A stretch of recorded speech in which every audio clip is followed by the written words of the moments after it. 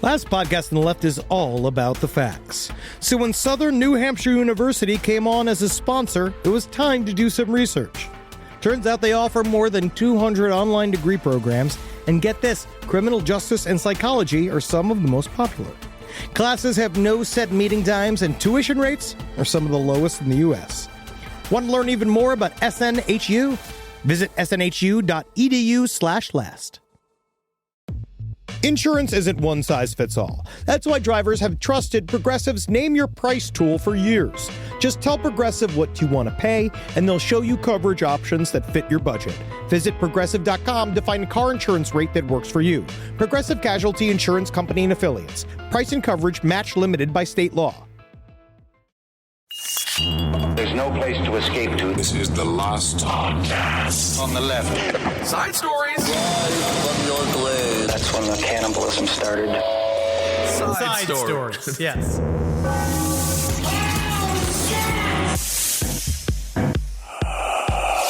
Ooh, Kissel, are you feeling spooky? Dude, I'm freaking scared, man. There's a bunch of fake spider webs all over the place. You can't even go into a Dwayne Reed anymore, which is a Walgreens. You know what's scariest about the fake spider webs? What? They're made out of asbestos. It gets in your lungs. You get that web lung. That's what killed my grandfather. Hey, man. Yeah. There's a lot of cobwebs at Birkenau. Yeah, no, that was not that grandfather. You are just no. My grandfather who fought for the United States in the Forgotten War, the Korean War, and then you know what he did? Carpentry, and that's where he got cancer. Wow. You know what? I'll tell you what. It's the Forgotten War. It's definitely the most boring war. It's not a boring war. There was zips, there was zaps, there was Wasn't people it like 3 weeks long? I don't know. I don't remember. All right. Didn't we win that war in a ping pong championship? I honestly don't know a single thing about the Korean War. There's a big monument now in Washington, D.C., and we're going to be in Washington, D.C. in early November, November 8th. Come check out Side Stories Live. Good and plug. Henry, we will go in there together. Oh, God. And we will learn about the Korean War. And Do I have to be lectured by a vet? Yes. When we're traveling for work? Or whoever we find missing a digit. If they're missing a finger, we're just going to assume they know all about it, and whatever they say, that's the truth. No, they were probably in an anti-smoking commercial. Hey, what's up, everyone? How you doing? This is Side Stories. I am Ben, joined by my compatriot, Henry Zabrowski. Yes, it is your comrade. Indeed. I am your comrade, Henry Zabrowski, West Coast communist Henry Zabrowski, which means I give my latte to the poor man I see. Aww. I sometimes will buy a goddess bowl and give it to a poor man, so he knows he is equal. That's very sweet of you. Everyone loves Quino. Yes, they do. They do. I love Quino. Yes. But it's Halloween. Yes, it's it Halloween, is. Yay. And I'm feeling spooky. And Kissel, what have you been watching? So I did check out It 2. That's been the most mainstream horror film that I saw recently. And as we mentioned on last week's stream, or on last night's stream, we can't really talk about it yet because it's still too fresh and people haven't seen it. But that's the most... It 2? It 2, yeah. But That's fine. The ending sucked. That's just my hot take, but I don't want to ruin it for anyone because there was some great scares. There were some fun jump moments, some really cool big-ass puppets. Yeah, leave 10 minutes before it's over. Basically, leave 10 minutes. As soon as I get down there, leave and go catch a free beer in the lobby. Could be. That's not bad advice because I'm going to say see it. You got to see it. You got to see it. It is cool. It's cool. Anyway, Joker, again, it's all right. These are our movie reviews because we really can't give any information away because otherwise our audience is going to turn this episode off immediately. It's all right. Joaquin Phoenix, real thin. Real skinny. I was very concerned the entire time about how skinny he was. But he's always been thin. It's not like... I know, but he goes in between... He got specifically very skinny, and then he did do a whole breakdown on an interview afterwards saying... I felt such extreme control over losing 70 pounds by not eating. It's like, yeah, it's called an eating disorder. That's why you do it. It's because you have very bad anxiety or you have horrible depression and you feel like everything's in a fucking, you're sliding down towards chaos. And the only way to hold your life together is make sure you only eat 2 hard-boiled eggs a day. Well, that is a great point, Henry. That is what eating disorders are. A way for you to control, whether it be getting big or getting tiny. Would you say that he was thinner than Christian Bale in The Machinist? I think that if you ask Christian Bale, he'd be like, no, I was the skinniest actor of all time. And then Joaquin Phoenix would be like, no, sir, I was the skinniest actor of all time. You know what's so funny? That is the difference between professional wrestlers and actors. I was watching the Goldberg documentary about Bill Goldberg, and 30 minutes of it was him complaining about how he can't gain weight. He's like, I gotta gain weight. I'm 56. I'm like, you are such a bastard. Such a bastard. You can gain weight. It's called Get a Rascal. Yeah. And the weight just arrives at you. But they like to do it in a muscular way. Yes, in terms of horror. Every year I try to do 31 for 31. Okay. And so a lot of times what I'll end up doing is that if I miss a day because of travel, like I double back up. Okay. So I'll watch 2 or 3 in a night to make sure I got it. The family loves it. I don't hold the living room hostage. This is not about that.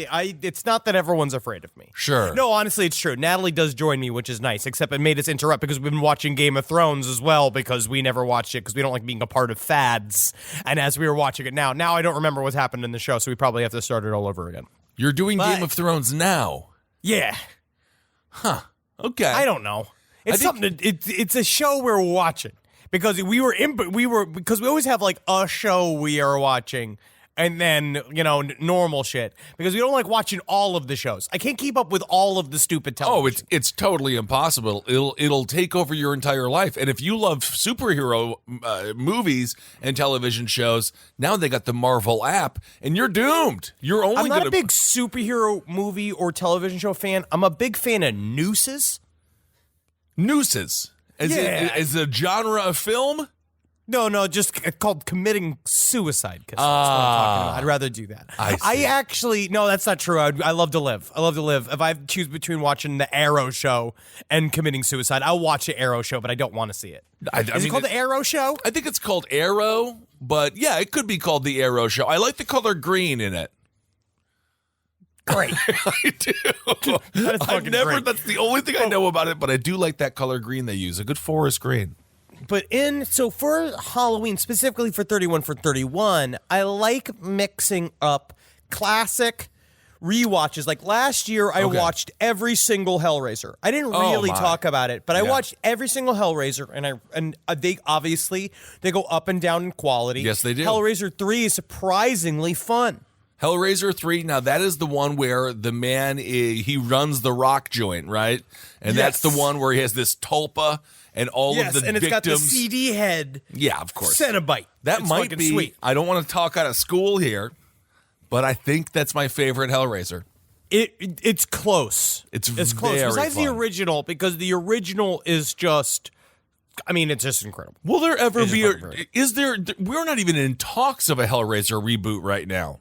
No, because they try to do it. I watched the fat Hellraiser. Oh, my God. He's not even a fat actor, but honestly, we got to take Joaquin Phoenix. Now that he's thin with Joker and he knows how to play a more horrific character, just put him in the pinhead makeup. Let's just get this out of the way while he's still loving to only eat 2 eggs before he starts eating steak when he stars as John Wayne in a biopic next time. I would come so hard for a Joaquin Phoenix Hellraiser. I would too. Whoa! That would but be. I also watch. So then, but this year, so I've tried to hit a new franchise. My big thing is that I've never seen all the Saws.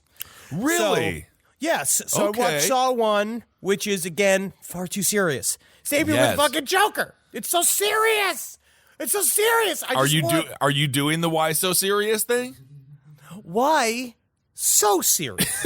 Where it's like you could just do a little bit of a joke. I mean, you're still a Joker, whatever. See, this is nice because I have seen all the Saws, and I'm interested to hear your take because everyone's like, oh, horror porn, all this nonsense.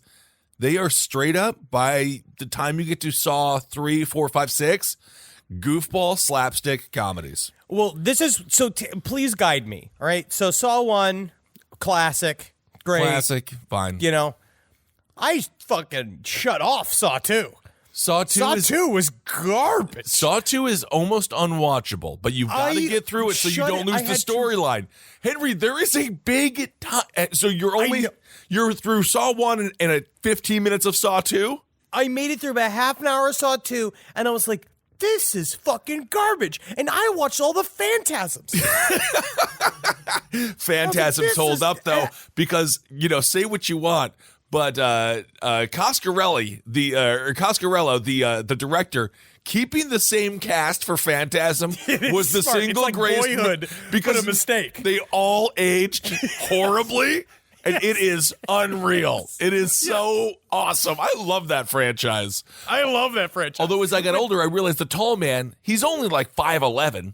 Actors he's not are all really tall. He's not that tall. But I love Phantasm. If you haven't seen the Phantasm series, again, you do have to sit through a lot of like questionable filmmaking, but it is so worth it. The moments that come are great. They are really good. And it's also such a good wackadoo sci-fi horror because then it starts leaning on the sci-fi end, which I think is really fun. I really love Phantasm. But yes, so you're saying, can I just read the Wikipedia of Saw 2 and watch Saw 3? They're not complex in many ways, but in others there are, because I don't want to ruin this for you, but it's been out for a decade.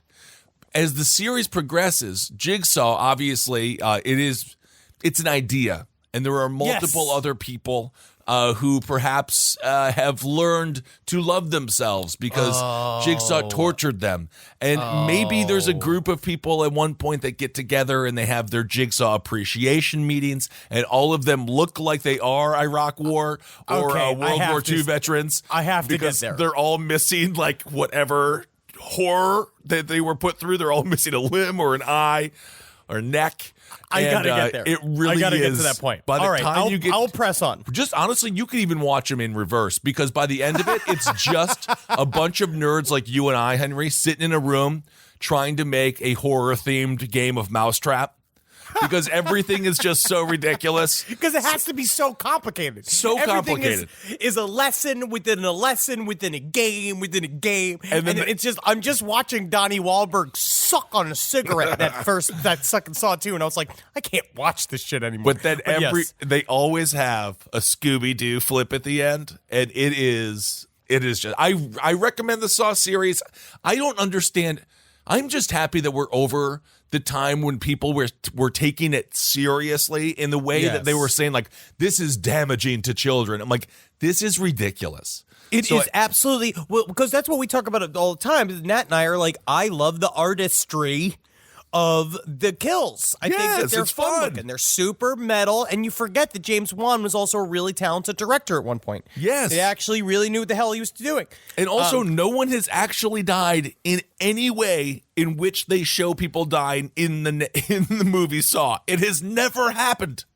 Well, there has been a Jigsaw-inspired guy Is that has that been right? happening recently. Oh, my goodness. There is a story right now, a guy named Jeffrey Howe, that was murdered by a guy that was like put through a system. Essentially, I can't remember the name of the podcast. There's a podcast out right now that is starting to break down this one guy. Basically, he killed one dude. Okay. In a gigantic labyrinth. Oh my goodness. So it does inspire creativity. I also am working my way through Child's Play, which is entirely worth it. Have you seen the latest one yet? Because I heard the latest one was really good. I was about to push play last night, and I didn't yet, but I will. Loved it. Okay. I am one of those. I am a haunted doll person. Sure. You've been saying this. I like haunted dolls. The Boy. Have you seen The Boy? I did see The Boy, yes. It's The Boy. The Boy's doing it. That's my favorite. They'd be like, it can't possibly be The Boy. The Boy's a doll. And it's like, The Boy's the one doing the crimes. I love that shit. Also, you know what I also watched that's again? not going to get you out of jail, though, when you get your speeding ticket, when you're super boy stoned. did it. The boy did be like, no. I need to just keep a ventriloquist dummy with me at all times. Be like, the boy's making me do it. He tells me horrible things. Yeah, I agree. The Boy and Dead Silence. I know we're mixing puppets and dolls here, but let's just say that they're one entity. Dead Silence is also man. a great movie. I'm going to put it this way. If you email us to correct us the difference between a puppet and a doll, you're a pedophile. Don't you dare. Don't you fucking dare. Because you're disgusting. Okay. It's a hard statement here on Side Stories, but that's and we're steadfast on that one. I'm hardline on that. Okay. Another good one I just watched that I forgot was really creepy was The Canal. I never heard of it. Irish horror film. Okay. About a dude moving into with his wife who's super hot, but is just not that into him and seems to make him really upset. He moves into a house where the man that lived there in the 1800s murdered his cheating wife, and the ghost sort of inhabits this man. Okay, very cool. It's very good. It's very good. That was really good. And also the Wrinkles the Clown documentary's fun. I didn't even. What is that? Wrinkles the Clown. So there was a period of time, it was in 2016, right before everything slid into total fucking chaos. We were having those clown sightings everywhere. Of course. Back in when news was wholesome. Wrinkles the Clown was a guy that created a viral video of him saying, you can hire me, you can call up my number and I'll come and scare your bad kids. And it became sort of like a viral thing. And it's very, very interesting. And it harkens back to a real phenomena that was in the 1980s, like 1981. I want to say it coincided when they finally gave John Wayne Gacy the death penalty. Okay. In 1980. It was this rash of clown sightings. If you look up 1981 phantom clowns, it is a phenomena. It was a social phenomena that was talking about there was rumors that were both debunked and not of people in clown costumes fucking with people, like causing general mayhem. Was it inspired by John Wayne Gacy, or did it just so happen? It seems that you couldn't really separate the two because at the time Pogo fever was kind of happening in the country. Right, because I mean, I guess after John Wayne Gacy was dead, you could really have fun with it now. You could just be like, that was cosplay. That was serial killer cosplay. That I think that is when something is gone, when someone is dead, then you can start to be like, that was really weird though, right? Like, yeah, that was weird. That was strange. He's like a big that fat. Was strange that he did that, right? Yeah, be like, can I do that? Should I burn my clown costume? Well, no, I think you should wear it, Brian. And you also need to reverse Joaquin Phoenix yourself, put on some weight so you can really look like a creepy pogo. That's what I have to do to get my fucking acting career back. I know it, buddy. Being fat. Well, actually, if you want to see a movie based on clowns that is truly horrifying as well, it's about 3 years old now, but Clown is a great horror film. The dude puts on a clown suit. He wants to wear it to surprise his nephew, I think, at a birthday party. And then things get a little spooky-ooky. Yes. Another good one to see that I watched recently was Vincent Price's The Fly. Oh. And also the Creep Show television show is great on Shudder. Yes, I have been watching that, and that is old school. They captured the vibe. Also, if you really want to get old school, they still have all those old... oh my God, Are You Afraid of the Dark? Are You Afraid of the Dark is still on. I believe it's on Netflix now. And Goosebumps. The children's show? Yes. And Goosebumps. You like it? Dude, they're the best because the twists are amazing. Goosebumps. You're watching them drunk. You're sitting there. You know what's also really good? Possible. I would put out there, all right, a couple other movies out there. Incident in a Ghostland is fantastic. Okay. I watched that recently, very, very good. And so is The Taking of Deborah Logan. Seen that, very tasty. Very good. These are the things I've been watching. I mean, I'm just trying to keep you going, man. This is October. You better be fucking mainlining that horror. We got to be doing this shit. I absolutely agree. I completely love it. Check out all the good horror films that are out there. And if you don't have Shudder, they don't sponsor the show because they don't have that much money. But you know what? Let's get them some money. It's only $7.99. I don't know if they even are happy that we pump it so often. Like, I don't even know. I've never received a message saying that they like that we talk about the show. I don't know if there's going to be working at Shudder. It could just be bots.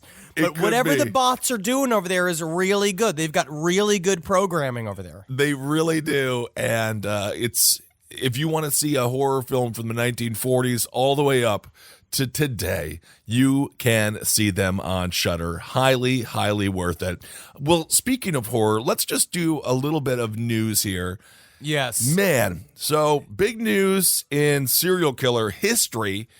This fella, Samuel Little, we've talked about him a little bit before in the past, but now he's back in the mainstream. Samuel Little is now considered the worst. I hate when people say the best or prolific. There's nothing prolific or good about this man. He is the worst serial killer in United States history. The FBI has now confirmed 50 people. However, Little has confessed to, I believe, 93. He says he's confessed to 93. They say they have confirmed 50. Right. I keep looking up how did they confirm it, and it seems like it is he's doing a lot of confessing. Right. And he apparently has a photographic memory. So he has been drawing pictures of victims and describing victims. Yes. And then they're using his DNA on cold cases, and I guess are slowly but surely, because this has been since 2012. Yes. So now they have been slowly but surely connecting them to all these dots, which is just like, if this is real, because again, we've talked about this a couple times with serial killers we've covered, about how, like, once you're in jail, you can confess to fucking everything. Oh, because sure. he gave up, basically what he said is that I'll give you as many bodies as I gave.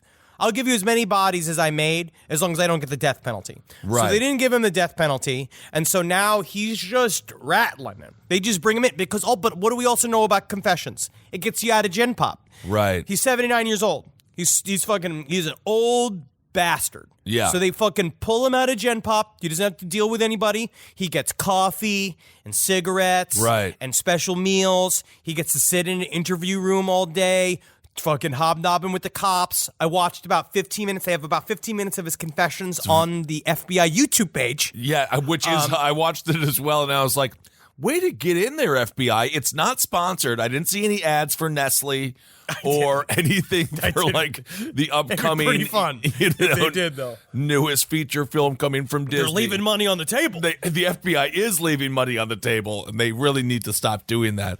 But this is what's interesting. Going back to he seems to have like a joy talking about the details. Yeah, and that was why I am wondering if like they need to be broadcasting it. I think this is sort of exactly what he wants. Well, because he really is a fucking piece of shit. Like he is just a very he is very scary. He's a big old boy, strong. He's a big man. He is. Big dude. He strangled and beat every one of his victims to death. He was operating from 1970 to 2005, and then they got him during, I guess, some sort of DNA sweep, which is also not completely clear, at a homeless shelter. Interesting. They got him at a homeless shelter, and apparently the CIA has now been doing this fairly often. As soon as this was done, the residents were concerned about, because he was caught in Louisville. After he got caught, apparently residents were concerned about a DNA for cash transactions that were happening in the homeless community. This is from Wave 3 News. Interesting. In Louisville by Felicia Ashley. They are saying that these homeless people essentially are being approached and given $20 to get a sample of their DNA. And then they're using them, they're running them through the systems. Because now we're seeing that's how the Golden East State Area rapist was fucking Golden State Killer, caught. same person. Yes. Yeah. So now they are. So it's all of these weird privacy concerns. So there's a lot of shit about this case that is still like the book about him is going to be written, and we'll figure it out. There's probably some there's probably some cold case podcast that's already going through all the police files. Yeah, absolutely. And we'll talk about why he wasn't caught for so long. And obviously, we've discussed the notion of the less dead, which tends to be sex workers, specifically sex workers of color. But that's what he specifically, he said that his whole thing is that I killed women that no one would miss. Exactly. But that is extremely concerning. And honestly, Henry, you're breaking news to Ben Kissel here. I never heard of that program before. That almost sounds like something we could delve into further. Maybe on Top Hat we can go in that and here. But it seems like, so they're paying $20 a pop for DNA of a person, but as we saw with the Golden State Killer, it was his relative that submitted for the DNA ancestry, Yes. and it turns out they don't show this in the commercial with like the leaf when all the leaves pop up. They don't show it when your uncle was also the Golden State Killer. Like they're like, I had no I wish idea. they did. I was related to the Golden State Killer. Much like how Ted We're Bundy's supposed to. We're famous. But I would suppose it's not just about the homeless person's DNA. It's about their entire family lineage. That's what you get from DNA. So the fact that the feds are just paying $20 a pop for something as invasive as that, very interesting. But this dude was around. He was a vaguely well-known homeless dude in the area, Samuel Little. He was a drifter killer, essentially. He just operated in and out of the California, and he was in California, Texas, obviously Louisville. He was in Florida. He was arrested many times as a very long rap sheet. He was a still very little known kind of about his normal life. He said he basically he traveled. That's what he said. He was a cemetery worker. He said he was an ambulance attendant at one point. What does I don't that even know what mean? that means. You just pretend to be the body in the back so the ambulance knows like try to lift me. He was, but he was arrested in 8 states for DUI, fraud, shoplifting, solicitation, armed robbery, aggravated assault, and rape. He was already investigated 2 separate times for attempted murder of a woman. He was in several murder investigations. He just got fucking acquitted each time because they just didn't have any evidence on him. And then he just rambled into another series of crimes. And I guess he just quit. in 2005. Yeah, that's what he says. He says that he stopped doing shit in 2005. So he just put his cap on the nail on the wall and was like, today's the last day, but the first day of the rest of my life. Just put his time card in, nodded at BTK, nodded at Son of Sam. They're like, have fun in retirement. Working hard, hardly working. You know what I mean? Doing that shit. Yeah. It's like that horror movie Beyond the Mask, which is another great horror film as far as I'm concerned. That's a really good one. So going back to what we were talking about with the less dead, this is according to FBI crime analyst Christy Palazzolo. She says, for many years, Samuel Little believed he would not be caught because he thought no one was accounting for his victims. I do like that the FBI was like, he thought no one was accounting for his victims, but then it's like, the FBI is like, oh yeah, we're not accounting for his victims. No, we didn't account for any of these victims. Yeah, definitely not. Yeah, the FBI is like, technically he was right about that. She goes on to say, even though he is already in prison, the FBI believes it is important to seek justice for each victim to close every case possible. The FBI has set up a website showing Little's sketches. As Henry mentioned, the dude does remember the faces of the people he killed, or at the very least he's good at doing make-em-ups. I don't know.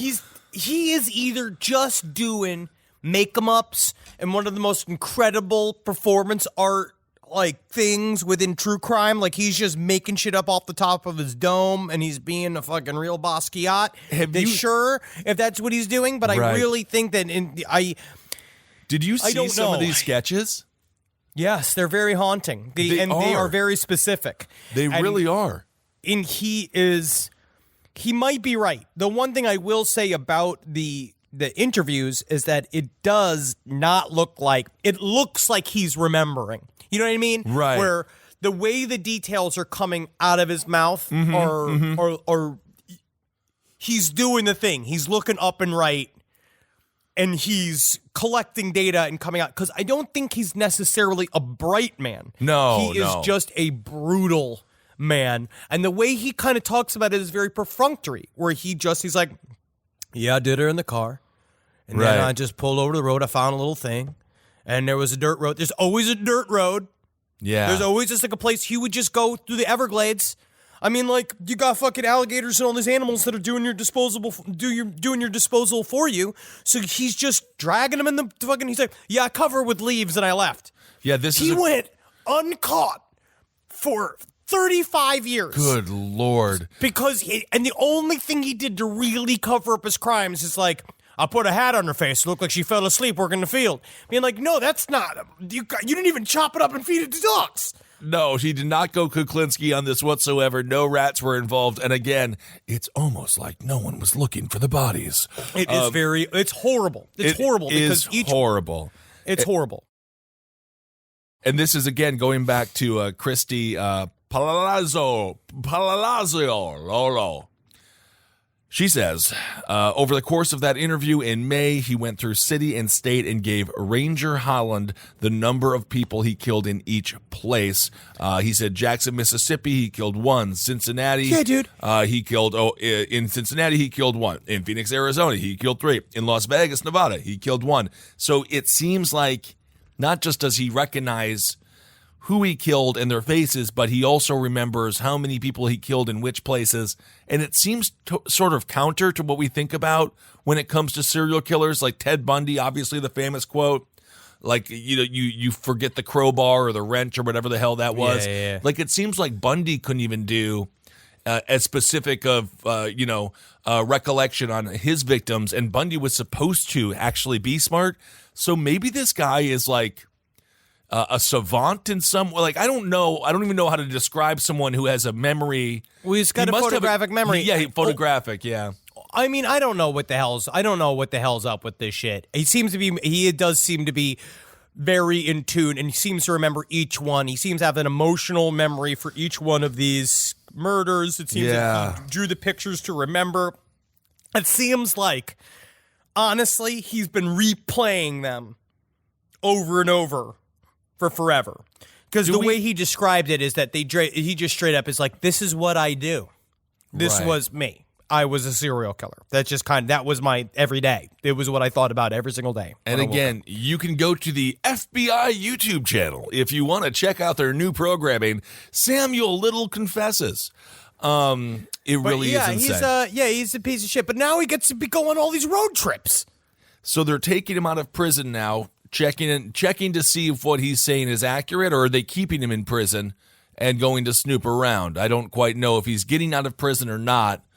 But he is definitely, I guess this is the final phase of being a serial killer. Now he gets his recognition. It's almost too good for him.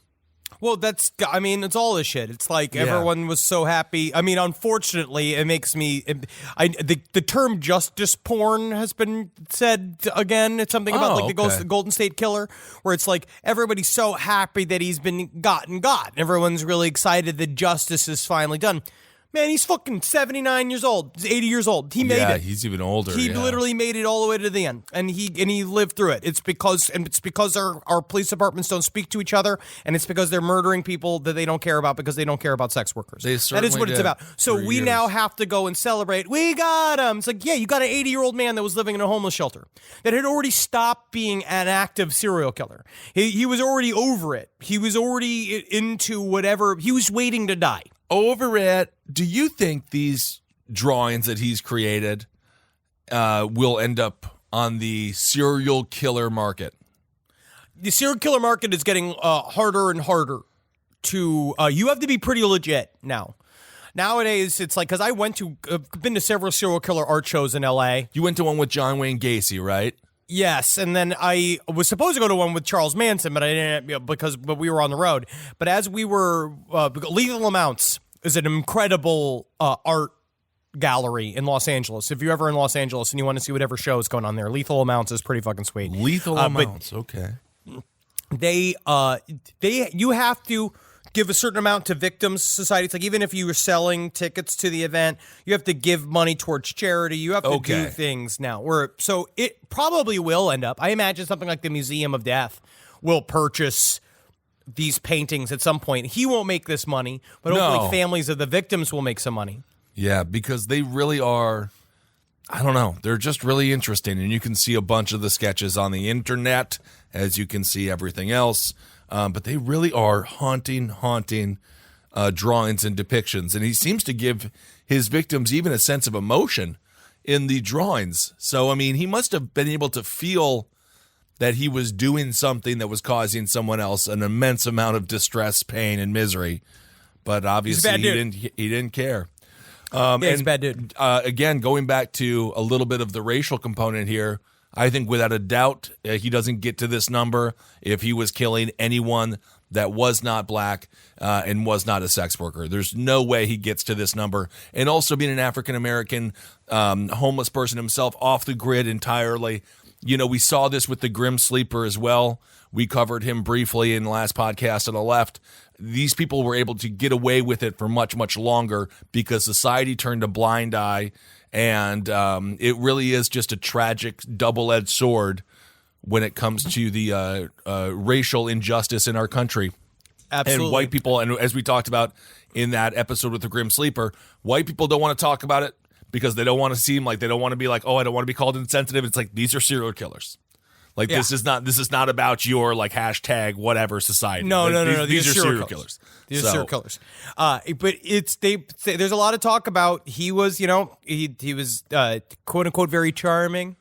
Samuel Little, he kind of worked his way into people's lives. He had girlfriends. He had all of this shit, but he still, it's again, all of these people still add these kind of caveats to him. He's like, oh, but when I met him, he was actually really nice. It was like, yeah, I know, but he was the last thing that 93 women saw. Right. So exactly. he was, so he ended up, he said one specific statement was that I had a woman in a car, and when she realized I was crazy, the only thing that she could say was, oh, shit. Good Lord. Those are and now he's in jail doing whatever the hell he's going to do. And hopefully more, because that's I want to say what they're asking for people to listen to the 3 confessions that he has put out. Their FBI is straight up asking if you have any idea who these victims are. They're trying to identify some of his final victims. Okay. So there is a website. I forget the name. There is no website. Just like look up Samuel Little identify victims. And find out, like, they have all the shit where they have tips. We're saying, like, call into a tip hotline to help identify some of these victims. All right. So make sure, check that out. Really interesting. And we will keep you up to date as more information comes to light. Samuel Little seems to love speaking at this point, so I'm sure he will have more to say in the future. Okay, Henry. All right, I want to talk about this real quick. All right. It's been coming up again and again, and it's really just about we're in a fucking wackadoo goddamn timeline. No. We are just in I'm still beside myself. It's still just like we had disclosure 2 weeks ago. Where the Navy said that they officially have no clue what UAVs are. Yes. And now NPR itself is reporting on cattle mutilations in Oregon. And is just National Public Radio is doing this now.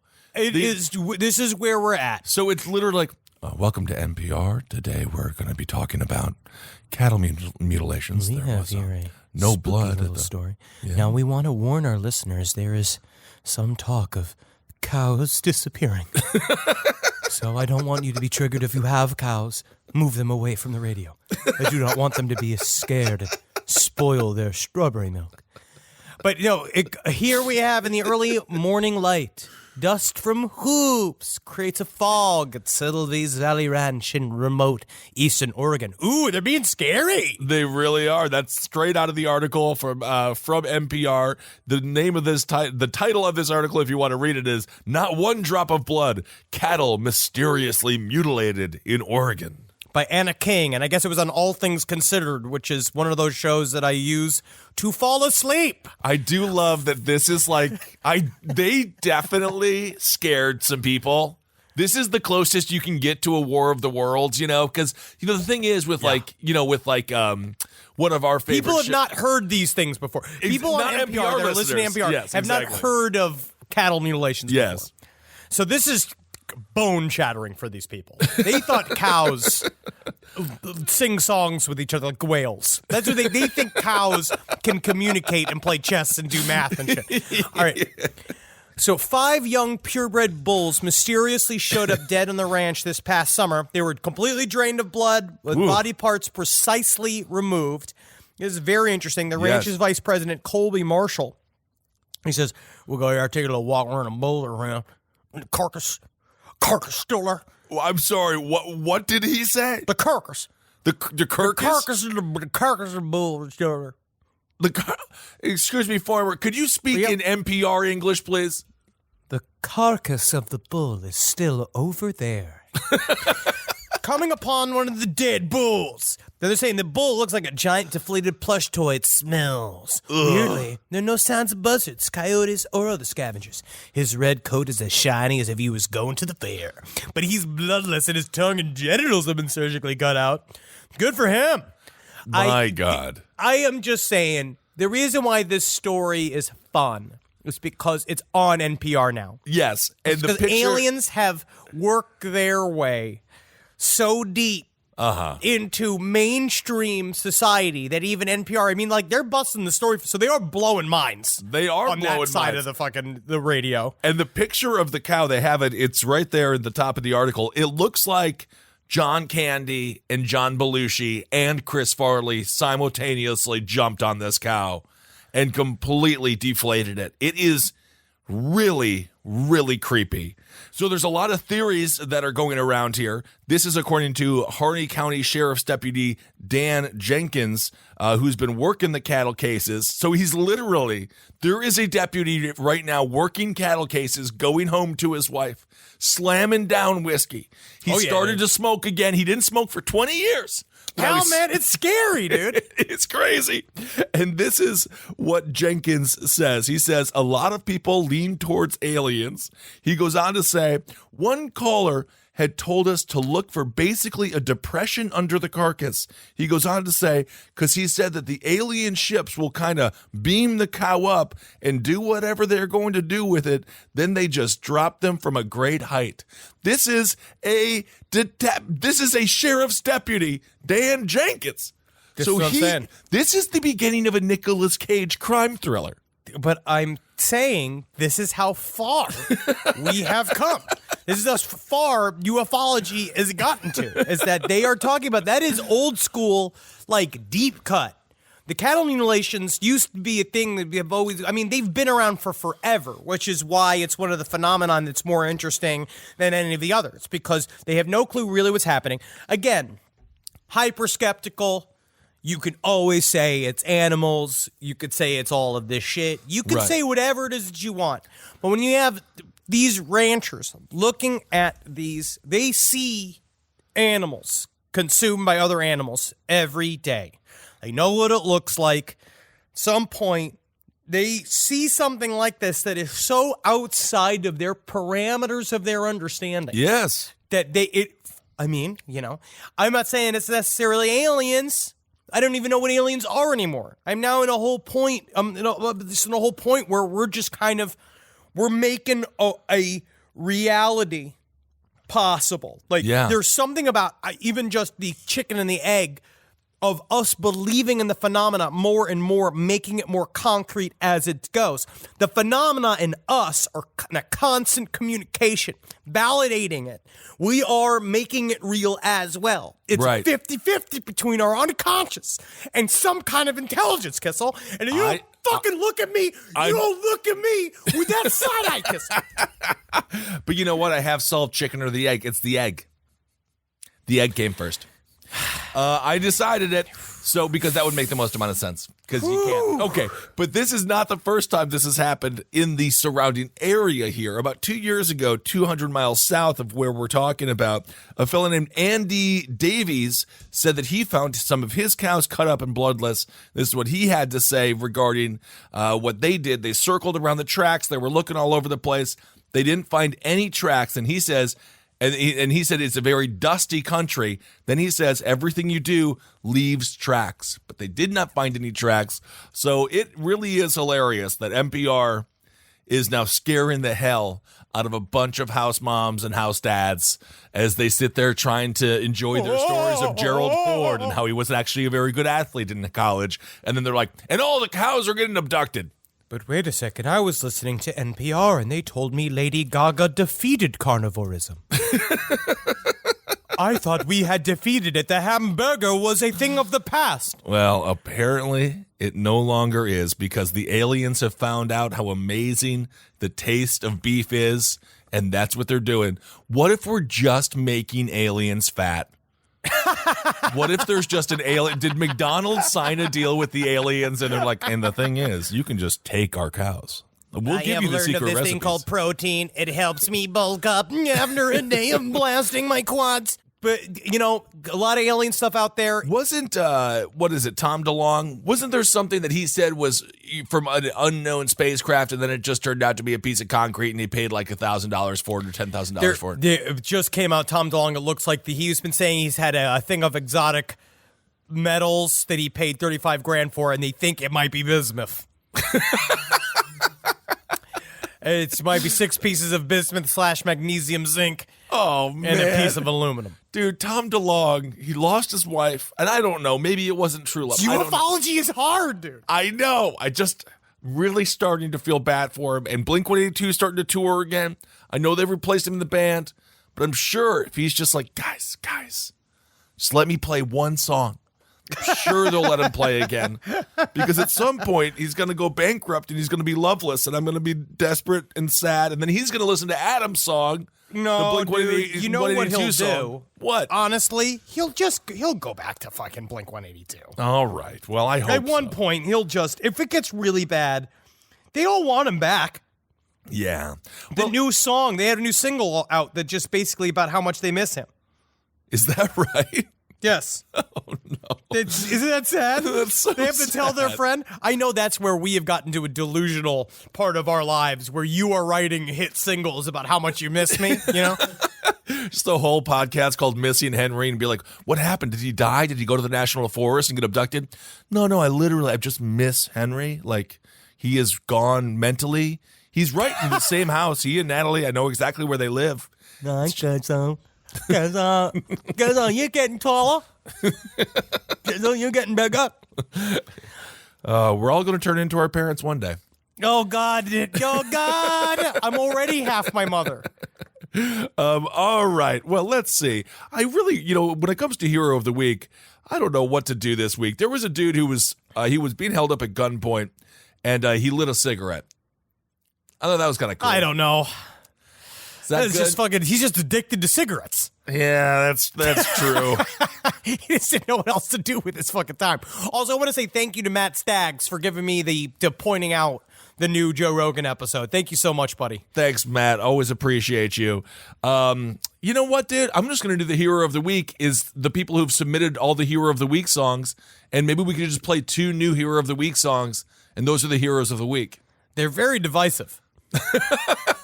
The Hero of the Week songs, apparently, they are very divisive. People either have no opinion or they have the most intense opinions of a thing that doesn't matter that I've ever heard our listeners have. Besides the misspelling of Oregon.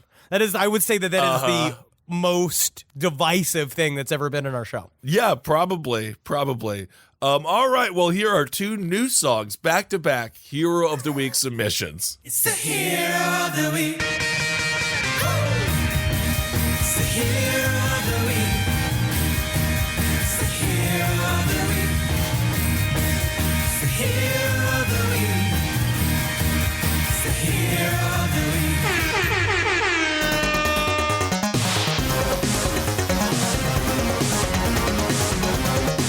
It's the Hero of the Week.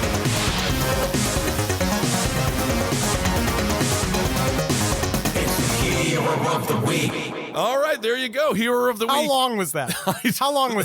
We got to make sure it's under 2 minutes. Oh, it's definitely the 2 new submissions. You say it's definitely. No, it Some is. of I these listened Hero to of the them. Week songs are like a minute long. I'm Travis, gonna just make confess. sure it's under 90 seconds. 7 minutes. No, not 7 minutes. They get a little time, Henry. But yes, you're right. It was 90 seconds. Travis edited it. I promise you. I promise. I know. I just saying. I know our listeners are enthusiastic, and I am an indulgent artist. I've been called that. So I'm saying that if you said it Hero of the Week song and it's over a minute long, people are going to be upset. Yes, I know. Yes. All right. But you know what? If the arts don't invoke an emotion, is it even a piece of art? Wow. Wow. All right. I have some listener letters. And before Henry reads this email, we are going to announce we are going to be doing 2 full episodes of Listener Pasta. So send in your spooky ooky tales and keep them, kind of short. They, maybe within like a minute reading at longest, right? Minute 90 seconds at longest, please. Honestly, we just send in what you got. And we're picking through because some will be longer and some will be shorter. That's the reason why we're doing 2 episodes. Is we got straight. We already have had hundreds of submissions. Yes, and some of these. The goal with these is what we're really trying to do. Is we're trying to fucking be scary. All of this month, we're trying to get scary. Last podcast is getting scarier this week. We're going to be doing a lot of ooky spooky shit because we've been in history land. For quite a bit. And I want to thank everyone for the response on the Mormonism series. It lives forever. And my God, you guys have been so supportive and wonderful. And yes, we will get back to aliens, blood, and guts, and all the things you love as well here this month. But email sidestorieslpotl@gmail.com. That's sidestorieslpotl@gmail.com. Let us know your spooky ooky tales, and we will read some on the show. All right, emails. Here we go. This is from A. I was just listening to your most recent episode of Side Stories, and the mention of precocious puberty reminded me of this really incredible article I read written by a man, Patrick Burley. Are we still on puberty? It's actually a very intense and challenging condition for a young child to cope with, and it absolutely makes sense that this is what Natalia has. For example, that is the Ukrainian orphan we've been talking about for a month. Yes. For example, at the age of 2, Patrick had his first pubic hair. Oh, I don't want to. Can we be done with puberty stories after this email, please? Yes. He had the testosterone levels of a 13-year-old and was growing facial hair. By 4, he was obsessively thinking about sex. Is this me? It was a condition he inherited from his father, and his father, whose parents simply lied about his age and skipped him several grades. Patrick's parents decided to keep him in the appropriate grade age-wise, but it took its toll in different ways. He was incredibly easy to provoke, which the other kids took advantage of. Oh. That's the only story. You should look up the article about that guy. That's the story. This kid got... All right. Can we just be done talking about these wonderful people? I'm just wondering, science is science. Science is science. All right. Okay. This comes from C. To celebrate Spooky October, I thought I'd give you a little look into my daily, or should say nightly, life with parasomnias. I'll try to keep it short, but if you want to hear more, let me know. I am diagnosed with something called idiopathic hypersomnia, which means you're super tired and we don't know why, which means I'm always feeling like I just pulled an all-nighter. It also has a bunch of lovely side effects. Some people get sleep paralysis, like the time I believe I was abducted by aliens, and others, like me, have night terrors and hallucinations. Ooh. Let's start with my night terrors. They're like nightmares on steroids where I genuinely believe I'm about to die in a horrible way, mainly being crushed by trucks or heavy machinery. I nearly threw myself off my balcony once because I thought I was being suffocated in a room full of spiders. After that, I set up a series of obstacles to wake me up before getting to the balcony door. One time, I thought the wall was caving in on me and woke up with my palm split open, drenched in blood from pressing so hard against the wall. I'm not on benzos to take the edge off. Weed is another effective medication, but legalities means I literally have easier access to benzos. Jeez. But that's a whole other discussion. Oh, and the terrors are especially fun when I'm sharing a room with others. While the night terrors are fun, the hallucinations are even funner. They come in 2 variants: insects on the walls and invasions of strangers. Insects are pretty self-explanatory. I see them everywhere. I'm asleep and my eyes are open. So I take in the features of the room and warp them in a dream state. This is also what happens with the terrors. The strangers are the same deal. Basically, I believe my bedroom is full of people. Sometimes strangers. Sometimes the vague idea of people I know. I think every one of them had that dream where they're at work. I have that, but all my colleagues are in my bedroom. I'm embarrassed about the mess, about being in my PJs, confused as to why the fuck they're there in the first place. The strangers sometimes take on a more sinister vibe too and can really crowd the room. I've woken up pressed against the wall because I've had to make space for them on my bed. These guys usually appear more often in big, old buildings, like when I was living in an old apartment building or a hostel. I usually half wake up, debate with myself it's rude to shine a light in their faces, get my phone, turn on a torch, and realize I'm alone in my room. Damn. That's very interesting. This is one of those. Other than these, I have super vivid dreams. So is that sleep paralysis? Because my understanding was you don't move during sleep paralysis. It seems to be they have a, it's about being half asleep all the time. Damn. All right. And I have one last letter. Okay. This comes from Jay. The swelling in my anus was unbearable. I felt like I had defecated a diamond. Little I know this was just the beginning. The sheet over my nude body stuck to me like boxer briefs when one forgets to wipe. Where am I is all I could squeeze out of my sphincter-tight throat. There was no response. I looked at my body. It resembled the inside back end of a pair of dirty undergarments. Dark brown stains everywhere and a pain I could only describe as if someone were to tear their rectum open just a bit further. As I looked around the room, it resembled a truck stop restroom with less of the flare. Well now, a booming voice echoed from somewhere behind the stall-looking doors. She was covered head to toe in filth and had a great brown mist to her. Warning, this is not mud. I looked at her with fear as she slowly walked out of the room, attempting not to touch anything. A heavy black woman in a white lab coat appeared out of one of the other stall-like doors. Her confused gaze turned my stomach like right before diarrhea. She had a roll of toilet paper hanging from a chain around her neck. You're lucky to be alive. My asshole, I barely pushed out. You died on the toilet at the Home Depot. You were sitting reverse style, eating soup, and you choked to death. She moved towards the table with a walk as if she'd not made it to the toilet on time. They probably could have saved you, but you had put your pants back on over the back of the toilet. It just took too long to cut you off of there. The paramedics said that they've never seen anything like it before. The soup, I whispered. Campbell's, straight from the can like some kind of homeless person. She wasn't looking anywhere near me. You look like you were really creating something special in there. Domination. The janitor was not thrilled. She flipped the toilet paper around her neck and patted the tip of my penis. Her fingers were nice. A strange circling motion around the pee-pee hole. Your body's the property of Home Depot now, but your penis, that is mine for now.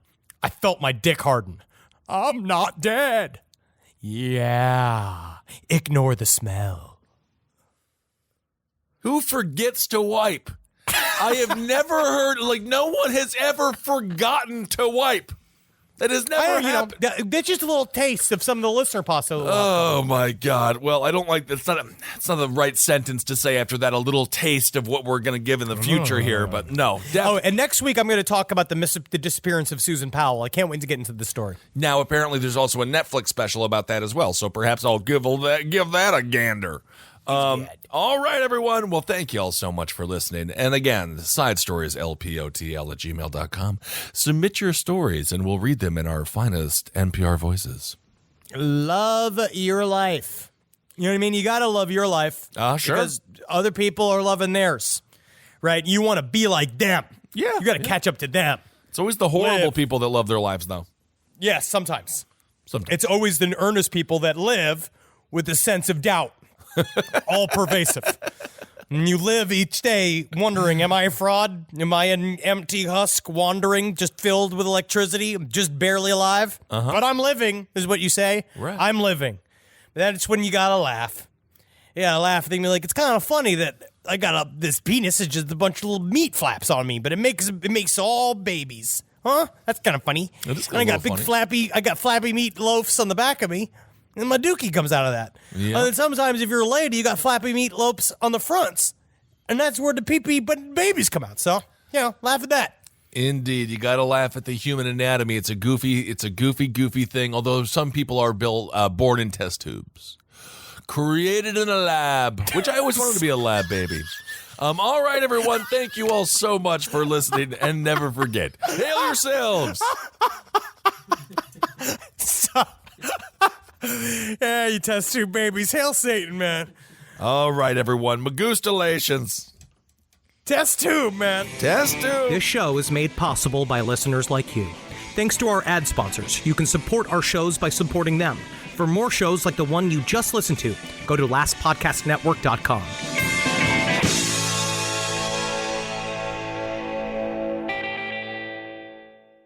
Most of us are one good deal away from finally replacing that worn-out rug, fixing up the backyard, or getting the bedroom we actually want. Good news, that deal's almost here. Wayfair's Black Friday and July sale. Get up to 80% off area rugs and up to 60% off outdoor and bedroom furniture. Shop Wayfair's huge selection of styles and find the piece to fit your style, budget, and space. Plus, free shipping. Black Friday in July ends July 27th. Shop today at wayfair.com. Wayfair, every style, every home. This podcast is brought to you by Squarespace. Whether you're just starting out or scaling your business, Squarespace is the all-in-one website platform designed to help your business stand out and succeed online. Squarespace gives you everything you need to offer services and get paid, all in one place. From consultations to events and experiences, showcase your offerings with a customizable website designed to attract clients and grow your business. The best part about it is it can help you design a funnel in which you can very quickly record commercials so that you can get it done while you are desperately trying to get on break. That's the best part about Squarespace. It can really shorten up the time you spend doing things. You got to get in there. Use Squarespace. Man, is it fast. It is absolutely incredible. You're going to love your experience at Squarespace. Head to squarespace.com/left for a free trial. And when you're ready to launch, use offer code LEFT to save 10% off your first purchase of a website or domain.